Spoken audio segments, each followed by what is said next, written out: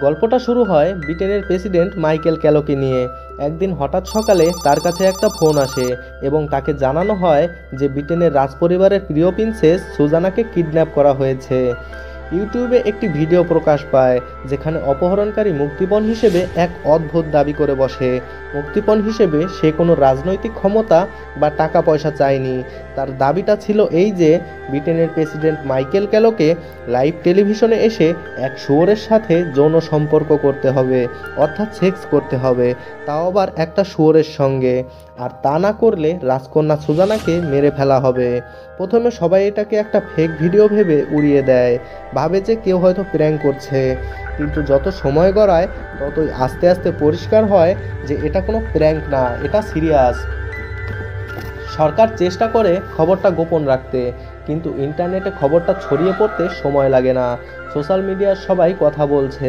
কেউ বলছে প্রেসিডেন্টকে দেশের মান রাখতে হবে, আবার কেউ বলছে এটা পাগলামি। সংবাদ মাধ্যম, ইউটিউব, টুইটার সব জায়গায় চলছে সমালোচনা। আর মিডিয়া এটাকে একটা বিনোদনে পরিণত করে ফেলেছে। এখন আর এই ঘটনা শুধু অপহরণ নয়, এটা পরিণত হয়েছে জনমতের নাটকে। অন্যদিকে প্রেসিডেন্ট ধীরে ধীরে ভেঙে পড়ছেন, সময় ফুরিয়ে আসছে। এর মধ্যে একজন এসে জানায় যে ভিডিওটা কোথা থেকে আপলোড করা হয়েছে সেটা জানা গেছে। কোনোভাবে এই খবরটা মেলাইকা নামে একটা টিভি রিপোর্টারের কানে যায়। তখন লুকিয়ে সেও ওই জায়গায় যায়। এবার সেনাবাহিনী রাজকুমারীকে খুঁজতে সেখানে অভিযান চালায়, কিন্তু কোনো লাভ হয় না। অভিযান ব্যর্থ হয়।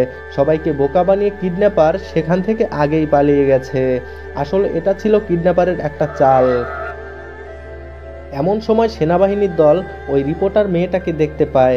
মেয়েটা পালাতে গেলে একটা সেনা তার পায়ে গুলি করে দেয়। সেনারা তার কাছে গিয়ে তার পরিচয় জানতে চাইলে সেই মেয়েটা বলে, আমি একজন টিভি রিপোর্টার।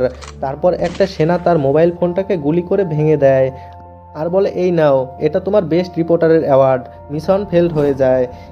এবার প্রেসিডেন্টের লোকজন শেষ চেষ্টা হিসেবে একটা প্ল্যান তৈরি করে যে কোনো একটা পর্ন ভিডিও তৈরি করে এমন একজন অ্যাক্টরকে এনে শুয়োরের সঙ্গে তার সেক্স ভিডিও শ্যুট করা হবে এবং এডিট করে প্রেসিডেন্টের মুখ বসিয়ে সেই ভিডিওটা লাইভ টিভিতে দেখানো হবে। কিন্তু কিডন্যাপার প্রশাসনের এই প্ল্যানটা জানতে পেরে যায়। তখন সে রেগে গিয়ে প্রিন্সেস সুজানার হাতের একটা আঙুল কেটে পাঠিয়ে দেয় এবং আঙুল কাটার একটা ভিডিও আপলোড করে। চারিদিকে আরও শোরগোল পড়ে যায়। এবার কি করবেন? আর কোনো উপায় না পেয়ে প্রেসিডেন্ট মাইকেল ক্যালো ঘোষণা দেন যে তিনি সেই শর্ত মানবেন, অর্থাৎ সে দেশের রাজকন্যার প্রাণ বাঁচাতে নিজের আত্মসম্মান, মান মর্যাদা সবকিছু বিসর্জন দিয়ে লাইভ টিভিতে শুয়োরের সঙ্গে যৌন সম্পর্কে লিপ্ত হবেন।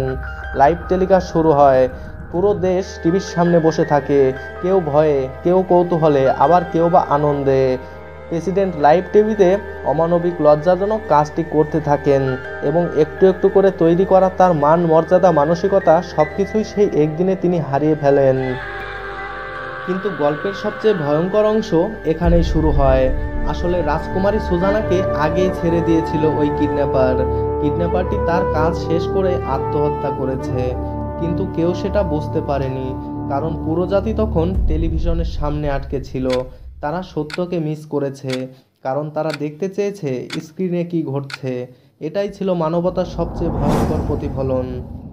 এইদিকে রাজকুমারী ফিরে আসলে দেখা যায় তার হাতের সবকয়টি আঙুলই ঠিক আছে, তার আঙুল কাটা হয়নি। আসলে কিডন্যাপারটি রাজকুমারীর কোনো ক্ষতিই করেনি।